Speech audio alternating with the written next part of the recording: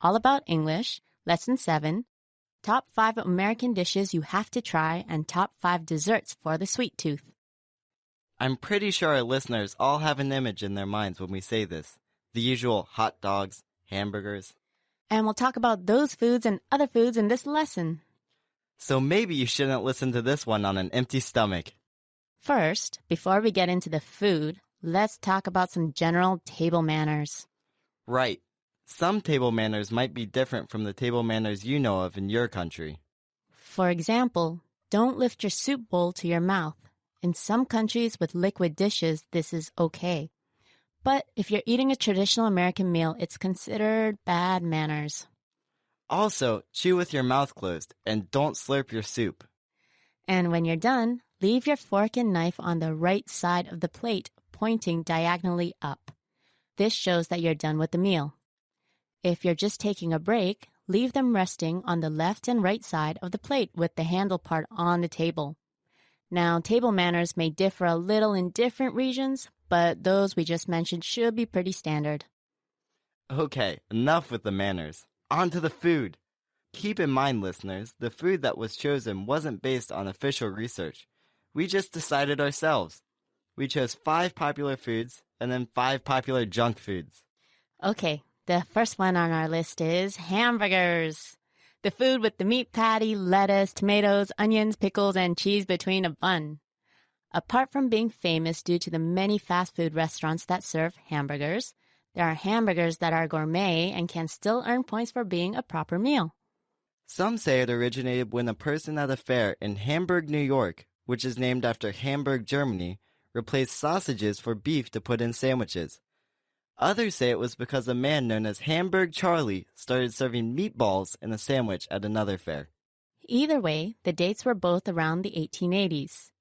Since then, hamburgers have grown on the American people, and today there are varieties such as turkey burgers, chicken burgers, buffalo burgers, and people have their own preferences and toppings as well, such as avocado, bacon, chips, ham, chili peppers, and so forth. Sounds good. Okay, the next one is a pretty good one too.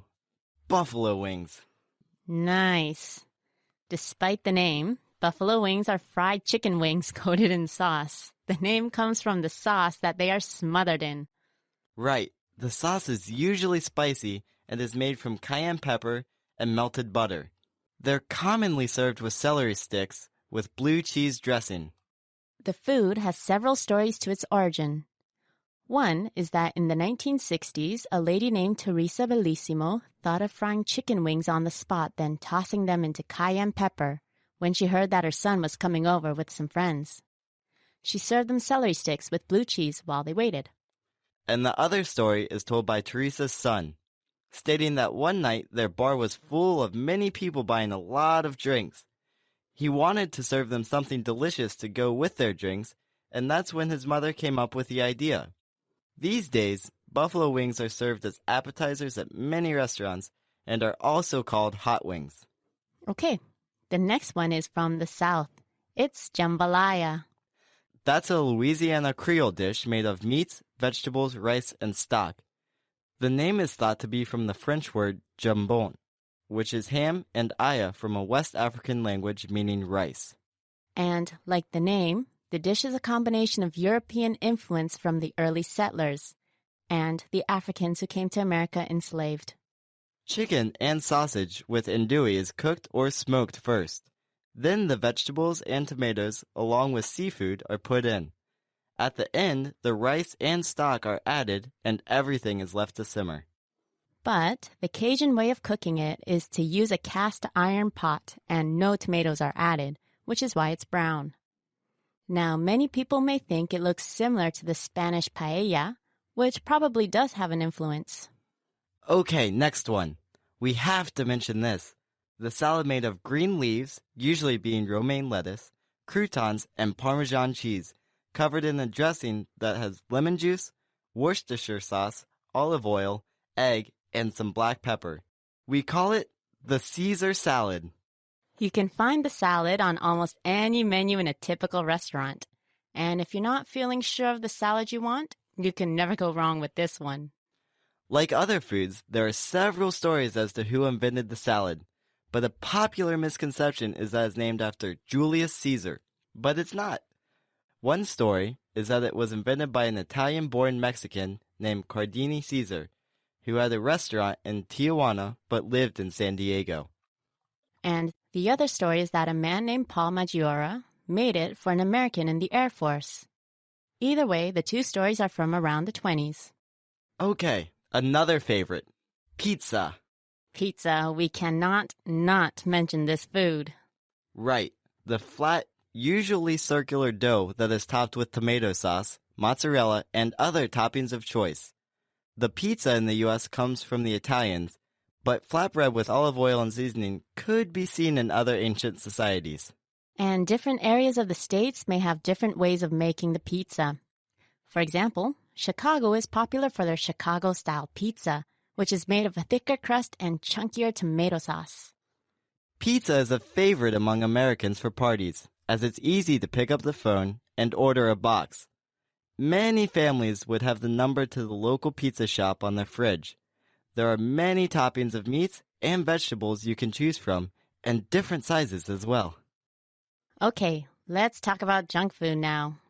What's on your mind? Peanut butter and jelly sandwich. Ooh, good one. Take 2 slices of bread, smother peanut butter on one slice, and strawberry jam on the other. Put it together, and you have your snack. What's next? A drink, root beer. I love root beer. It's a carbonated drink originally prepared using sassafras. Many who are unaccustomed to this drink may find the taste to be strange or disgusting, or pretty good. In other words, you like it or hate it. What's next? Cadbury mini eggs. Oh, those are great. Since they're seasonal only during Easter, you can't find them year-round. Right, they're little egg-shaped chocolates that are coated in pastel-colored candy shells. Sounds like a typical chocolate snack, but these are really good. Okay, so what else do we have? The licorice snack Twizzlers. They're the ones that come in a pack and you have to tear a strip off from the other. Strawberry is a popular flavor, but other flavors are also sold. Also known for its straw-like shape being hollow in the middle. And the last one? Jelly Bellies. Nice. They're the small jelly beans that come in a variety of flavors. The box has instructions on how to combine flavors to get a different tasting flavor. And there are 50 different flavors that also have their own colors.